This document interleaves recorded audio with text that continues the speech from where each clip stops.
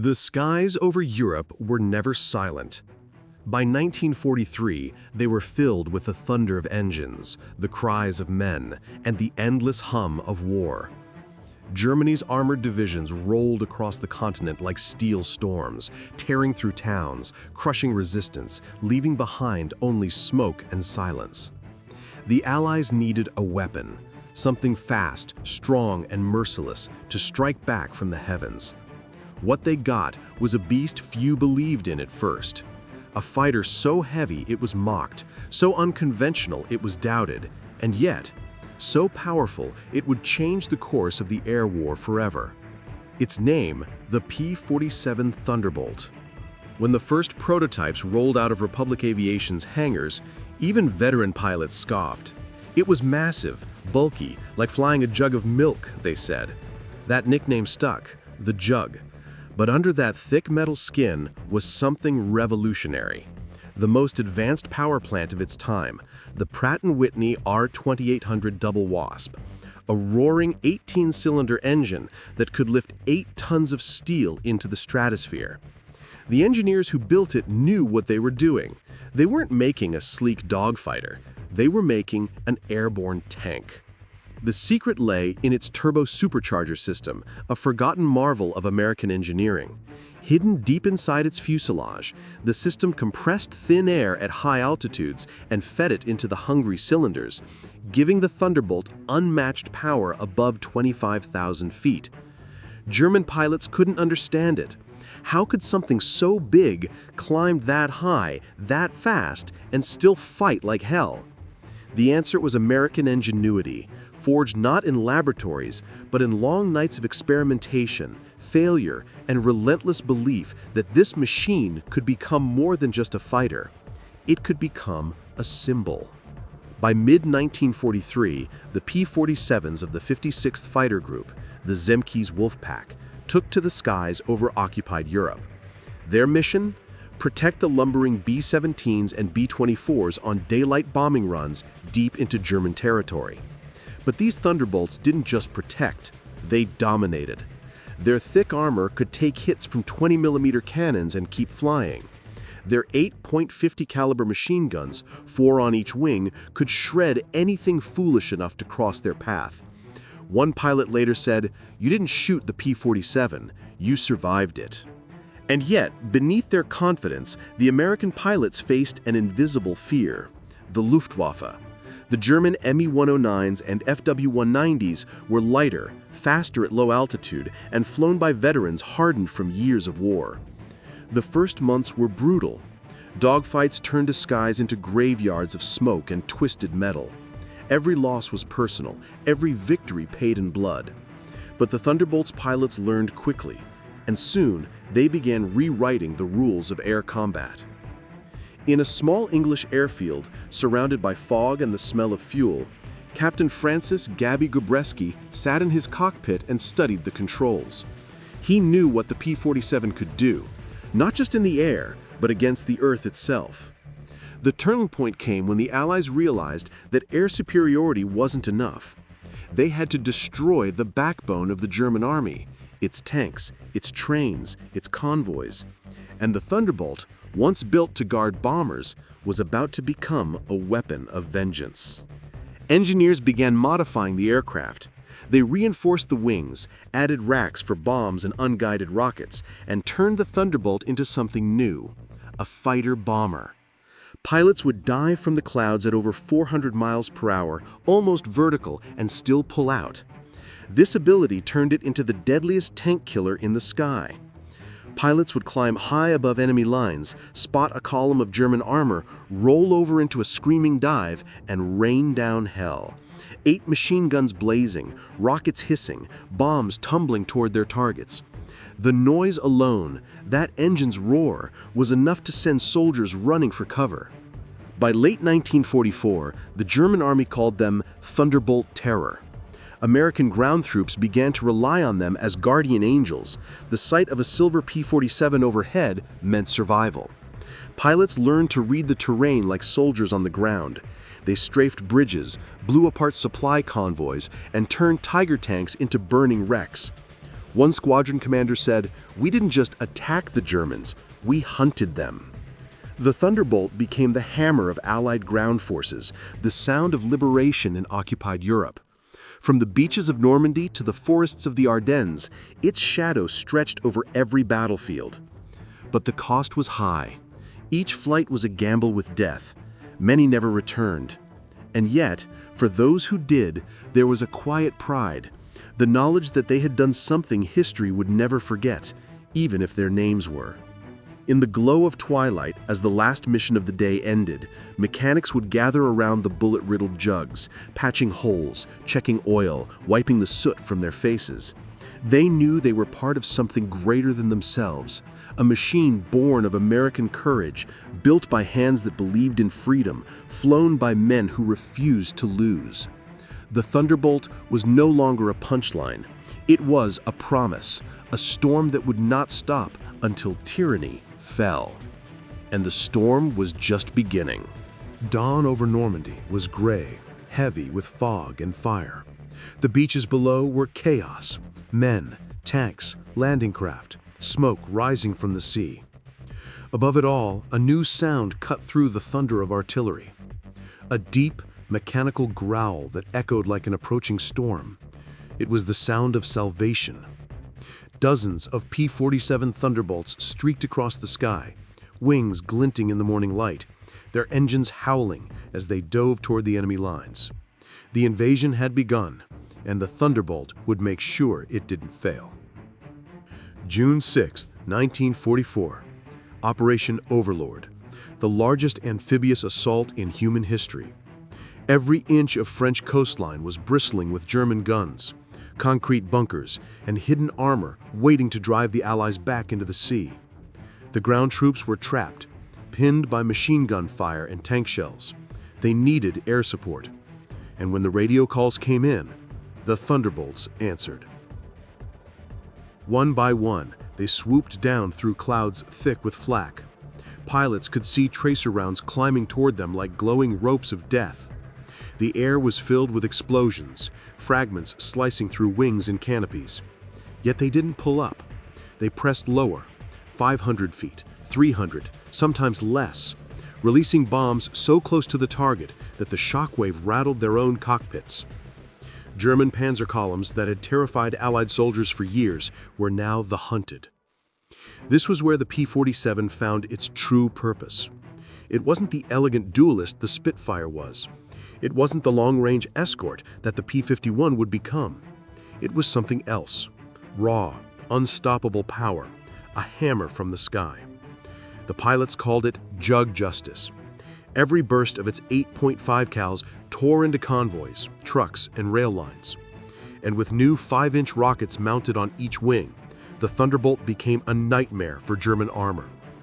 One well-placed hit could turn a Tiger tank, that symbol of Nazi dominance, into a twisted wreck of steel.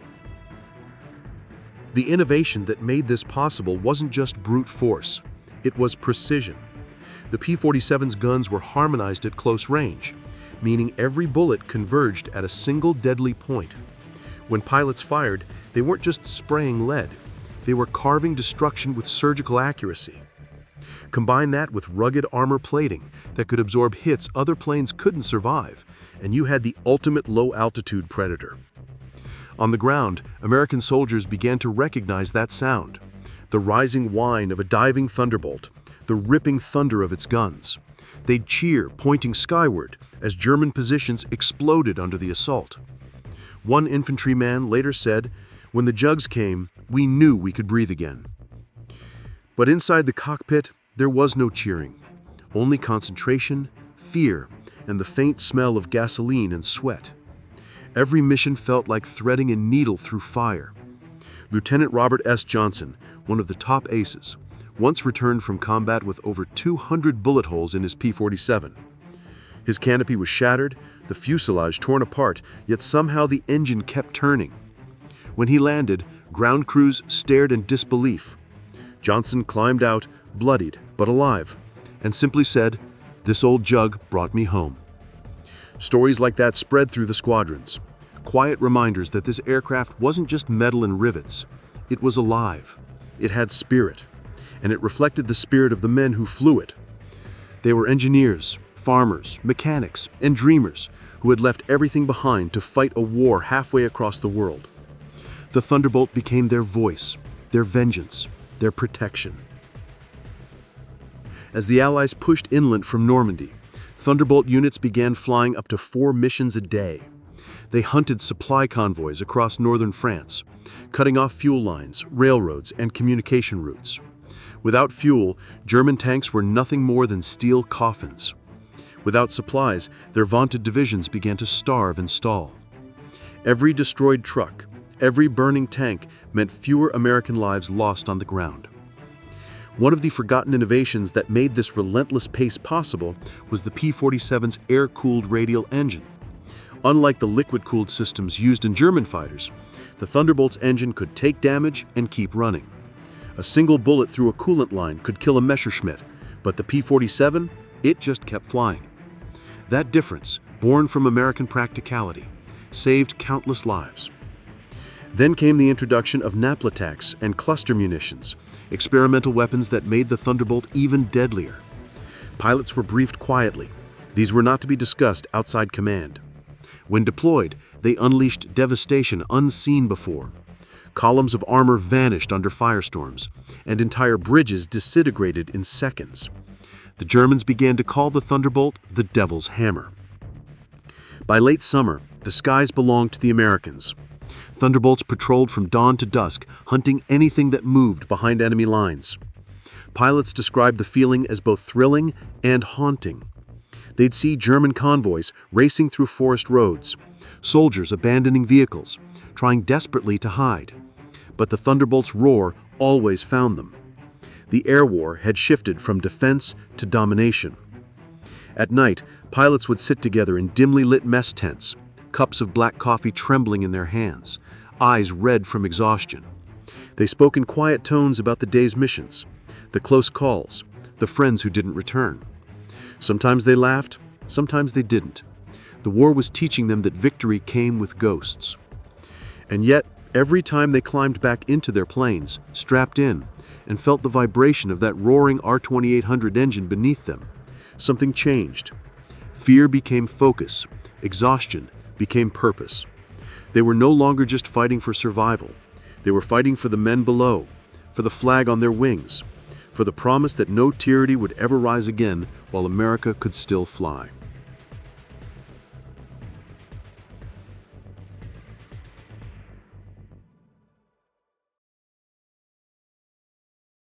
December 1944.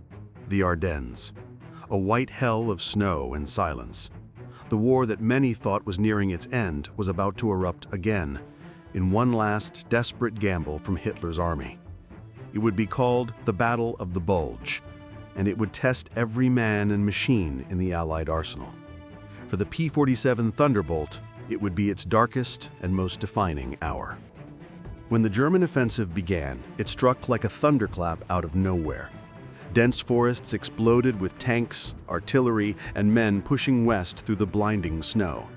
The skies were sealed by clouds so thick that even daylight felt like twilight. The Luftwaffe returned with fury, and Allied ground forces were trapped. In Bastogne, surrounded and cut off, American troops fought without air cover, holding their lines in freezing temperatures that numbed fingers and hope alike. They radioed for air support, but there was nothing anyone could do. The weather had grounded the Thunderbolts. For days, pilots sat in their tents at forward airfields, listening to the desperate calls for help on the radio. Coordinates, targets, please. And they could only wait. The fog and ice hung over the Ardennes like a curse.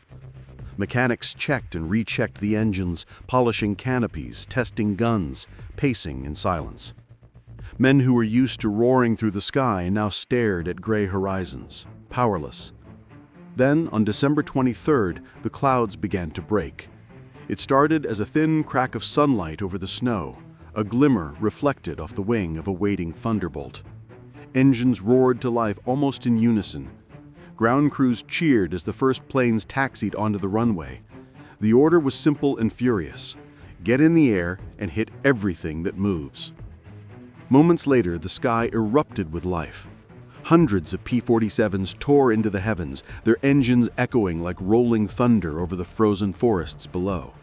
They climbed, formed up, and then plunged toward the German columns that had been advancing for days unchecked.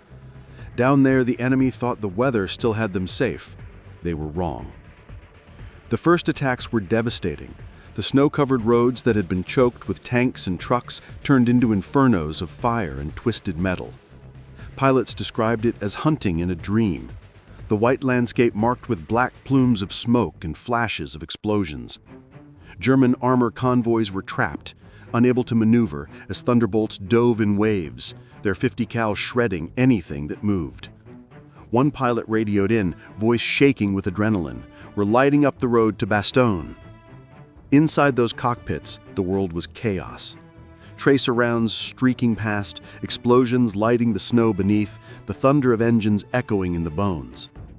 But the P-47's strength showed again, its durability. Pilots flew low, brushing treetops, flying through flak bursts so close they left scorch marks on the wings.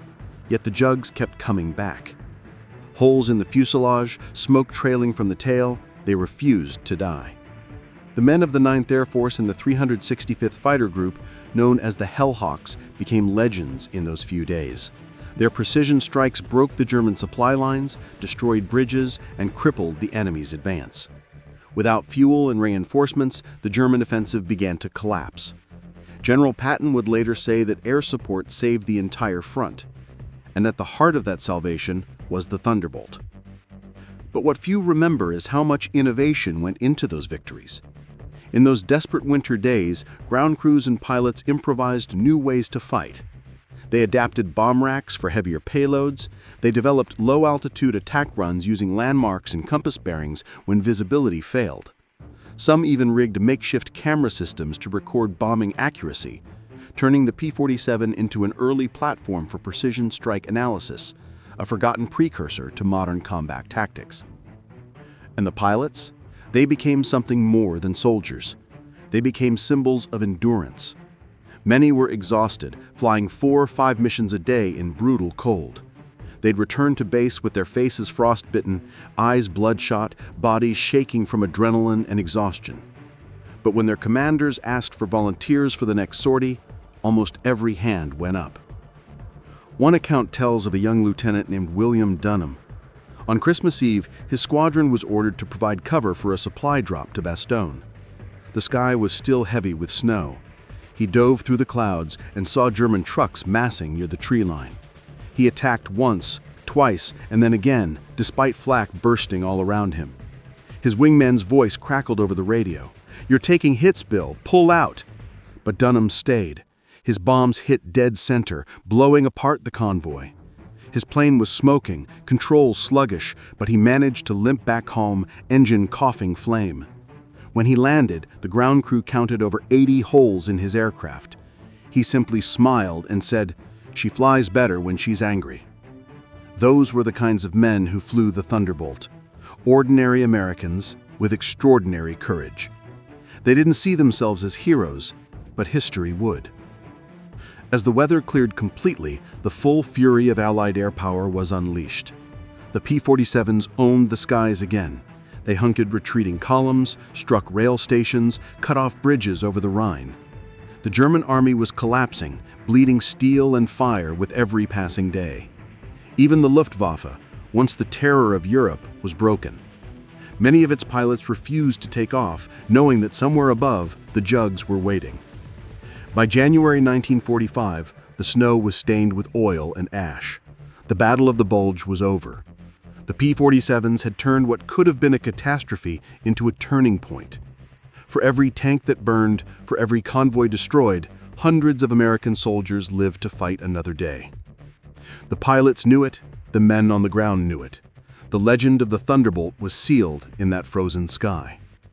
That winter, the world saw what American innovation and resolve could do. The P-47 had evolved from a bulky prototype into one of the most feared and effective aircraft in the world.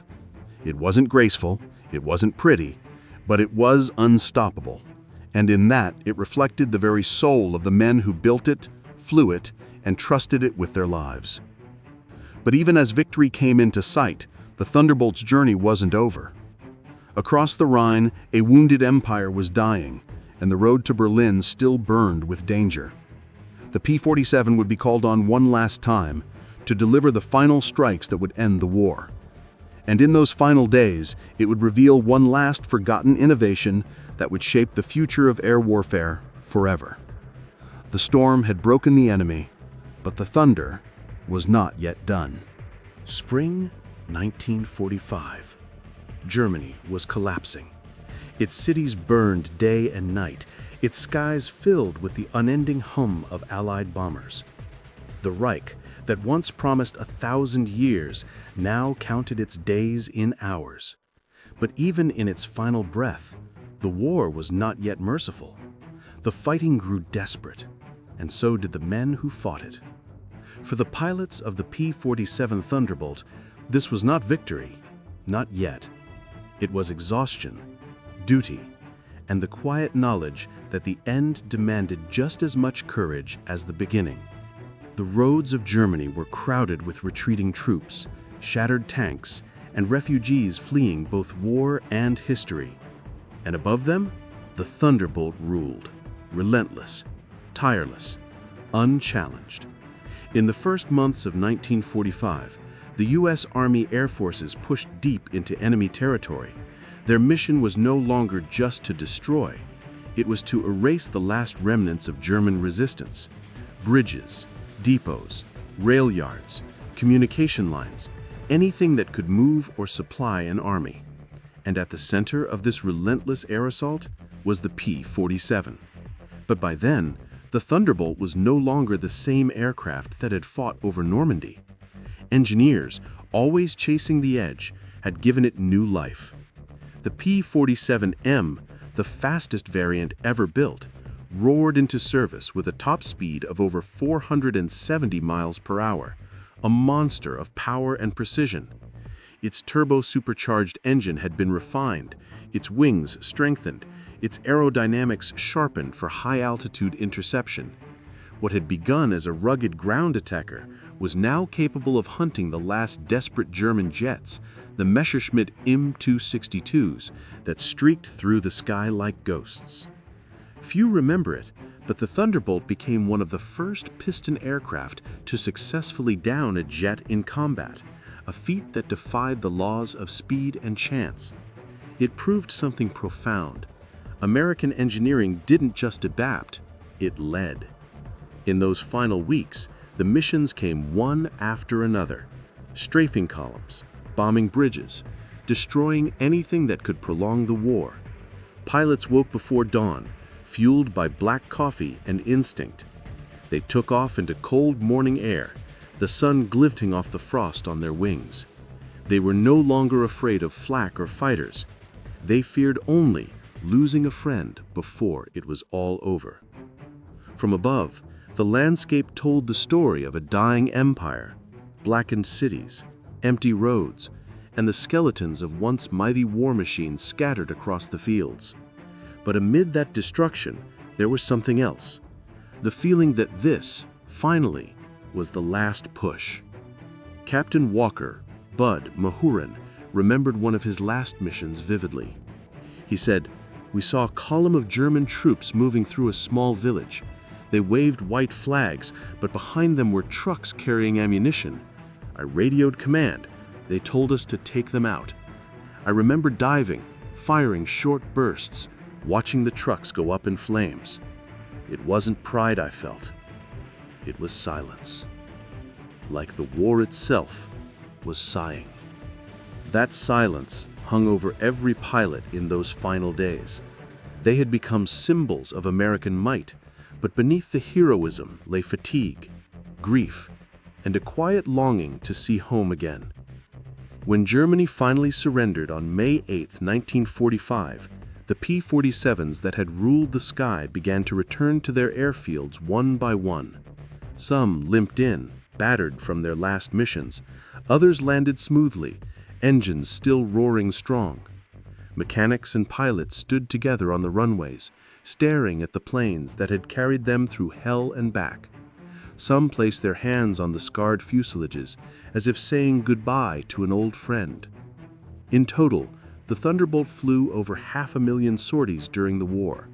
It destroyed more than 86,000 railway cars, 9,000 locomotives, and tens of thousands of armored vehicles. It became the most produced American fighter of the war, serving in every major European campaign. But numbers could never capture what it truly meant.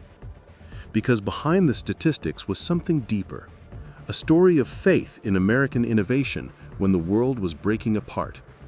The Thunderbolt was never designed to be beautiful. It was designed to endure. And in enduring, it became beautiful in its own way, a flying fortress of muscle and willpower that embodied the nation that built it. Many of its forgotten innovations, the turbo-supercharger, the rugged radial engine, the modular airframe, became the foundation for post-war aviation. The lessons learned from the P-47's design shaped the birth of the jet age, influencing aircraft from the F-84 Thunderjet to the mighty F-86 Sabre that would later dominate the skies over Korea. The legacy of the Thunderbolt didn't end in 1945. It evolved, just like the spirit of the men who flew it. Years later, when historians asked surviving pilots what they remembered most, their answers weren't about medals or missions. They talked about the sound, that deep, rumbling growl of the R-2800 engine, and the feeling of power in their hands as they dove through smoke and tracer fire. They talked about how, even when the world seemed to be falling apart, that machine never quit on them. One veteran said quietly, "The Thunderbolt never gave up, so we didn't either." And maybe that's why the Thunderbolt remains a symbol of something greater than war. The idea that innovation, courage, and sheer determination can turn the impossible into victory. That sometimes the machines we build reflect the best parts of who we are. In the end, the Thunderbolt was not remembered for its beauty, or its speed, or even its victories. It was remembered for its heart, for its refusal to die, for the thunder it carried in its wings long after the war was over. Even today, when a restored P-47 takes to the air, its engine rumbling across the horizon, people stop and look up. They don't see a relic. They see a reminder that freedom is never free, and that the sky, once filled with fire and fear, was also filled with courage. The Thunderbolt story is the story of America itself, born from doubt, built by hands that refused to fail, and unleashed when the world needed it most. And though the war is long over, the echo of its engines still whispers through history, a sound that says one thing, clear as ever: the storm may fade, but the thunder endures.